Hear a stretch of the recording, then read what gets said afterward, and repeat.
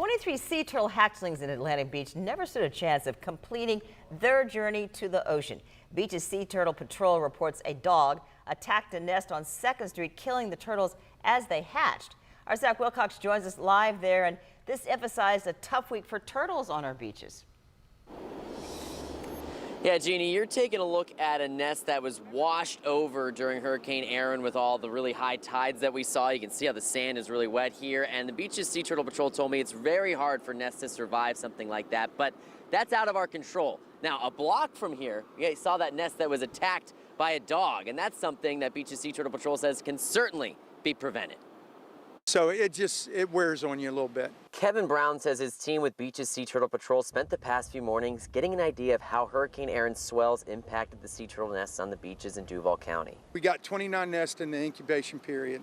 23 of them were washed over. Brown figured that would leave them with half a dozen nests with a reasonable shot of seeing the majority of the hatchlings reach the water. And one of the 6 was the one that the animal got into. Brown says Florida Fish and Wildlife trains the Sea Turtle Patrol members on how to determine what nest damage from a variety of animals looks like.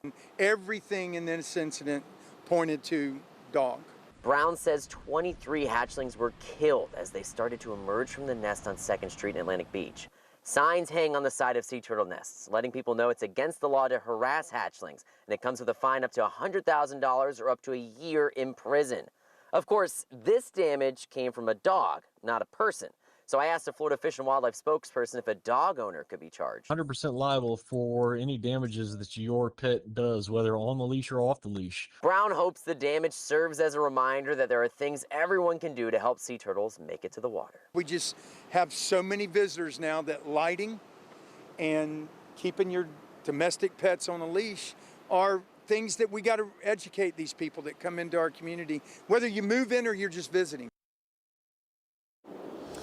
All right, so speaking of educating, dogs on the beach in Atlantic Beach have to be on a leash. That is an Atlantic Beach code. And Brown did mention, if we can end with a little bit of a silver lining here, that each one of these nests has more than 100 eggs. So although 23 being killed by that dog is certainly horrific, that still leaves a lot of eggs, a lot of hatchlings that may have had a chance to actually make it out to the ocean, and that's something that they're looking into now to see what the success rate was like for that nest. In Atlantic Beach, Zach Wilcox, First Coast News, on your side.